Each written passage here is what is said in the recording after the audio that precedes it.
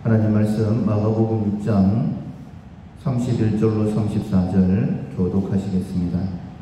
이르시되 너희는 따로 한적한 곳에 가서 잠깐 쉬어라 하시니 이는 오고 가는 사람이 많아 음식 먹을 겨를도 없습니다.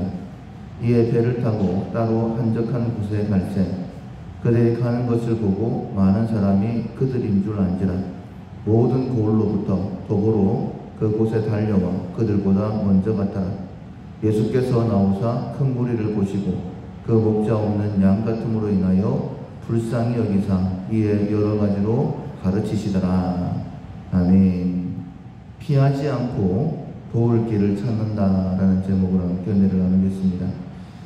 7월 우리가 훈련하고 있는 품성은 유용성입니다. 다른 사람을 섬기기 위해서, 돕기 위해서 나의 일정과 우선순위도 양보하는 그런 사람들을 하나님께서 사용하시기 때문에 하나님께 쓰임받는 사람, 하나님께 쓸모있는 사람, 이 유용성을 우리가 7월 한 달 동안 훈련하고 있습니다. 실천사항 오늘까지 7가지입니다. 누구를 섬길지 정한다. 언제든지 섬길 준비를 한다. 남보다 가족을 먼저 섬긴다. 주는 자가 된다. 나보다 남을 먼저 생각한다. 무엇이 필요한지를 헤아린다. 그리고 오늘부터 3일간은 피하지 않고 도울 길을 찾는다입니다. 힘든 일이 있어도 피하지 않고, 그리고 손해를 본다 할지라도 피하지 않고 도울 길을 찾는 훈련 3일 동안 열심히 하시기를 바랍니다. 예수님께서 가끔 제자들을 둘씩 짝을 지워서 전도를 보내실 때가 있었죠.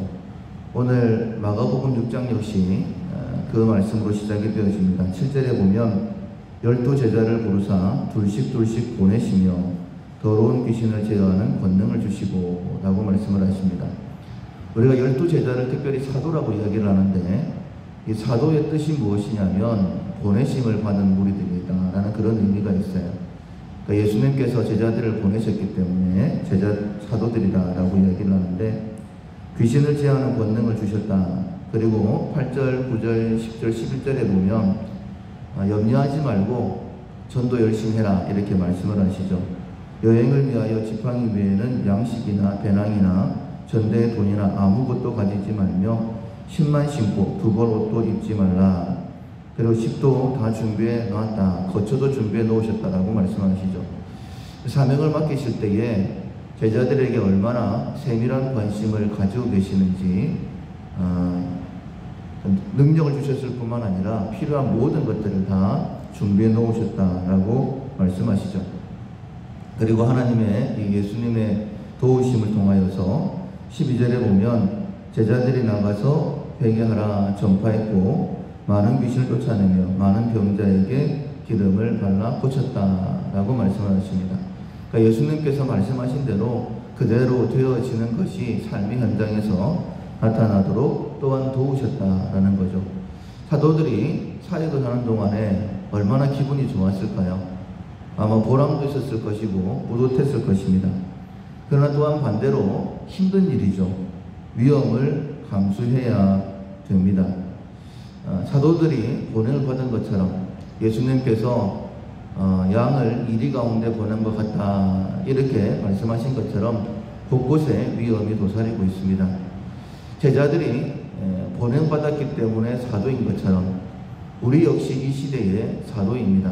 왜냐하면 예수님께서 우리에게 너희는 가서 이렇게 말씀하셨죠. 모든 족속을 제자로 삼아서 내가 너에게 가르친 모든 것을 가르쳐 지키게 하라 이렇게 말씀하셨죠. 우리 역시 말씀을 가서 가르치려고 하면 여러 가지 반대, 위험도 만나게 됩니다.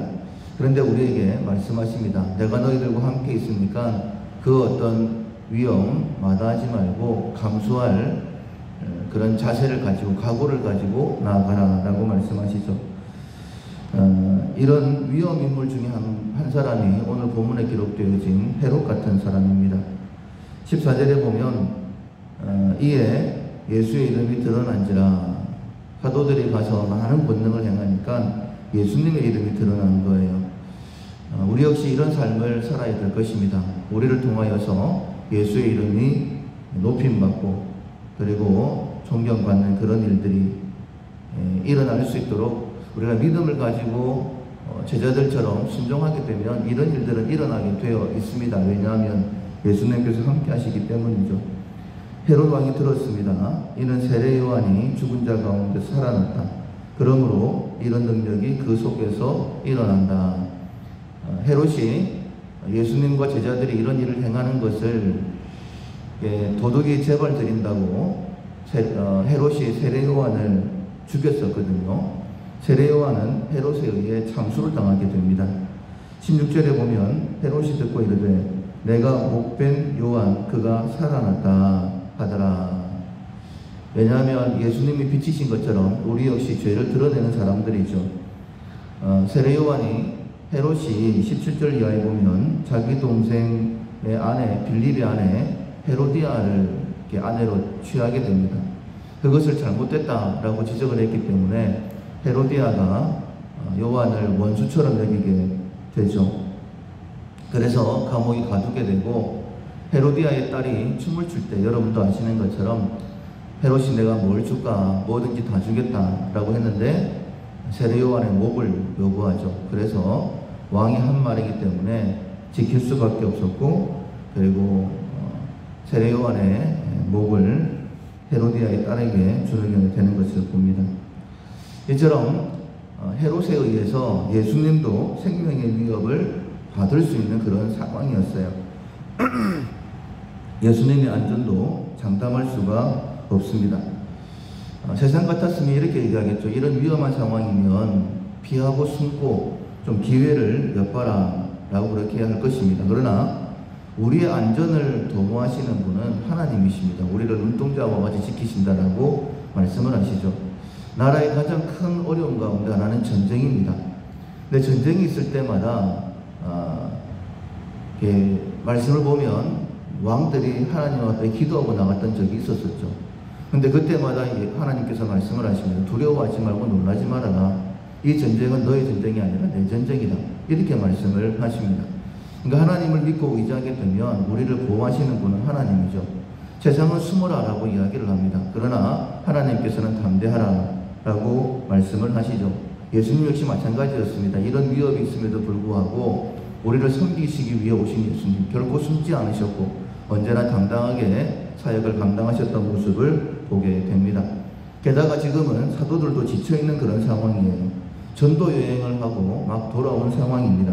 31절에 보면 이르시되 너희는 따로 한적한 곳에 가서 잠깐 쉬어라 이렇게 말씀하신 이유가 오고 가는 사람이 많아 음식 먹을 겨를도 없었다.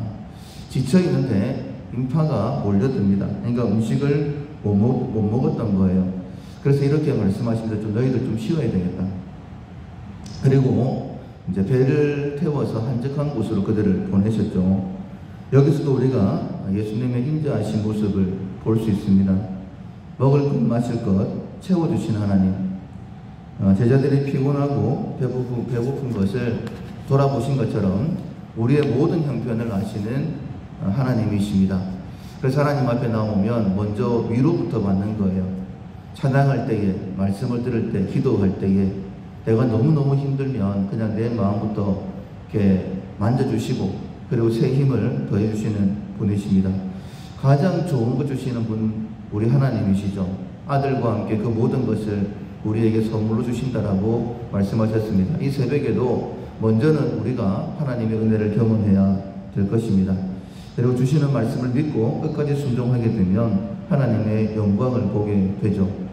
분명히 우리 앞에 어려움을 만나게 될 거예요. 왜냐하면 세상 권세를 가진 자가 사단이기 때문에 반드시 방해를 합니다.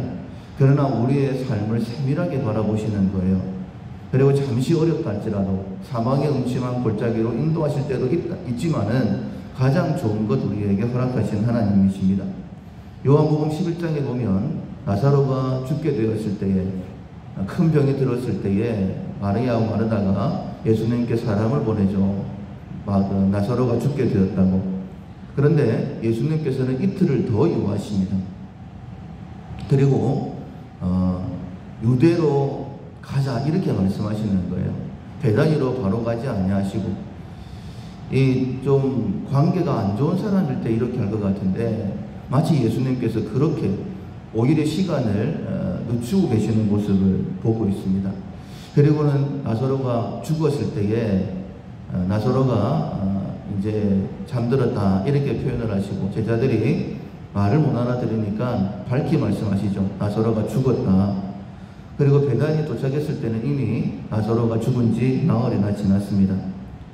나사로의 병이 위독하다는 것을 모르셨을까? 다른 사람은 몰라도 예수님은 아시죠. 마르다와 마리아의 마음을 모르셨을까? 사람들은 모른다 할지라도 예수님은 아시죠. 그럼에도 불구하고 왜 이틀을 유하시고 왜 반대 방향인 유대로 돌아가자 이렇게 말씀하셨을까? 예수님께서 우리의 삶에 그렇게 하실 때도 있다라는 것을 기억하십시오. 마치 내 마음을 모르시는 것처럼, 내 상황을 모르시는 것처럼, 마치 하나님께서 내 간구의 귀를 닫아버리시는 것처럼 그렇게 답답할 때도 있습니다. 그러나 우리가 염려하면 안 되는 것이 우리를 향한 하나님의 사랑은 십자가로 확정되었습니다. 가장 좋은 것 주시려고 우리의 삶을 인도하시는 거예요. 그래서 하나님의 인도하심에 우리가 더욱더 우리의 믿음을 쏟아 넣어야 되죠. 집중해야 됩니다. 예수님께서 베다니 도착하셨을 때에 마르다가 찾아오죠. 주께서 여기 계셨더라면 내 오라비가 죽지 않았을 것입니다. 주님이 밝히 말씀하십니다. 네 오라비가 살아날 것이다. 내가 부활이고 생명이다. 무릇 죽어서 나를 믿는 자는 살겠고 살아서 나를 믿는 자는 영원히 죽지 않는다. 네가 믿느냐? 이렇게 질문을 하시죠. 이때 믿는다라고 고백을 합니다. 나사로의 무덤 앞에 섰을 때에 예수님께서 돌문을 옮겨 놓으라고 말씀을 하시죠. 그때에 마르다가 이야기합니다. 죽은 지 나흘이나 되어서 썩은 냄새가 납니다. 라고 이야기를 할 때에 예수님이 이렇게 말씀하시죠. 처음에는 네가 믿느냐? 믿습니다. 이렇게 고백을 하게 만드셨고 나사로의 무덤 앞에서는 내 말이 네가 믿으면 하나님의 영광을 보리라 하지 않았느냐 이렇게 말씀하시는 것을 봅니다. 사랑하는 성도 여러분, 우리의 삶을 인도하시고 우리의 삶에 은혜를 베푸시는 분은 하나님이십니다. 우리의 앞에 어떤 어려움이 있다 할지라도 염려하지 맙시다. 예수님께서는 어떤 어려움이라도 피하지 아니하시고 가장 좋은 것으로 생명의 위협이 있지만 피곤하시지만 머리 들 곳 없이 거처가 없이 그렇게 떠돌아다니셨지만 가장 좋은 것 주시기 위해 이 땅에 오셨고 마지막에는 십자가까지 오르셨지 않습니까? 그 예수님을 믿는 우리들입니다. 어떤 형편 가운데 있다 할지라도 결코 두려워하지 말아야 될 것입니다. 오늘 본문은 또 한 가지 사건으로 이어지고 있죠. 피곤한 제자들 쉬고 싶어서 쉬게 하시려고 배를 태워서 한적한 곳으로 보내시는데 사람들이 먼저 갔어요. 그리고는 모든 골로부터 사람들이 와가지고 달려가서 제자들보다 먼저 그곳에 가 있었습니다. 34절에 보면 예수께서 나오사 큰 무리를 보시고 그 목자 없는 양 같음으로 인하여 불쌍히 여기사, 지금 예수님도 위험한 상황, 제자들도 피곤한 상황입니다. 그런데 그들에게 여러 가지로 가르치셨다라고 말씀하십니다. 그리고 때가 저물어가매 제자들이 예수께 나와 여짜오되 이곳은 빈들이요 날도 저물어가니 이 사람들 다 어떻게 하면 좋을까요? 그때 예수님께서 오병이어로 5,000명을 먹이시는 놀라운 기적을 행하시죠. 그러니까 제자들도 예수님도 피곤하시지만 말씀을 듣고 있는 그 무리들의 형편도 살펴주시고 그들의 필요를 채워주시는 예수님의 모습을 볼 수 있습니다. 우리가 예수님의 마음을 가지고 우리도 힘들 수 있어요. 그러나 지금은 7월달 유용성으로 훈련하고 있는 한 달입니다. 내가 힘들고 어려운 거 피하지 마시고 오늘 하루 또 한 사람, 우리가 하루하루 지금 내가 섬길 사람이 누구인가 자꾸 훈련하고 있지 않습니까? 분명히 나에게 손해가 될 수도 있고 내가 힘들 수도 있지만은 내가 섬길 한 사람, 많은 것 우리가 어떻게 할 수 있겠어요? 그러나 한 사람 정도 또 하나님께서 나에게 보내시는 사람이 있다라고 한다면 손해를 감수하고 그 사람을 섬기는 훈련하는 그런 우리가 되기를 소원합니다. 이런 마음으로 훈련하게 될 때에 능력이 아니라고 했어요. 우리가 그런 품성을 가지게 되면 온 땅을 두루 감찰하신 하나님께서 우리를 선택하시고 우리에게 능력을 더하셔서 더 큰 하나님의 일을 맡기신다라고 말씀하셨습니다. 오늘도 예수님의 마음으로 피하지 않고 섬기는 우리 모두가 될 수 있기를 주님의 이름으로 축원합니다. 아멘. 찬송가 455장 주님의 마음을 본받는 자 455장 찬양하시겠습니다. 주님의 마음을 본받는 자 그 맘에 평강이 찾아오면 험악한 세상을 이길 힘이 하늘로부터 임함이로다. 주님의 마음 본받아 살면서 그 거룩하심 나도 이루리. 주 모습 내 눈에 안 보이며 그 음성 내 귀에 안 들려도 내 영혼 날마다 주를 만나 신령한 말씀 늘 배우도다. 주님의 마음 본받아 살면서 그 거룩하신 나도 이루리.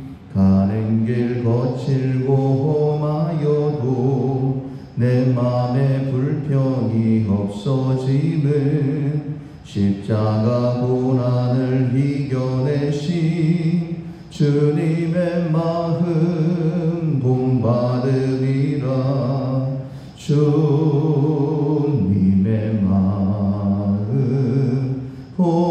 본받아 살면서 그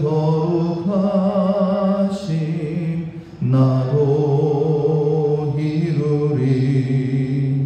주 예수 세상에 다시 오신 그날엔 무성도 변화하여 주님의 빛나는 그 형상을 밝게 보며 주 찬양하리. 주님의 마음 본받아 살면서 그 거룩하심 나도 이루리. 아멘. 말씀을 기억하면서 먼저 자기 자신을 위해 기도하겠습니다. 예수님 본받아서 손해도 감수하고 자기 십자가를 지고 주님을 따르는 자, 섬기는 자 되게 주십시오.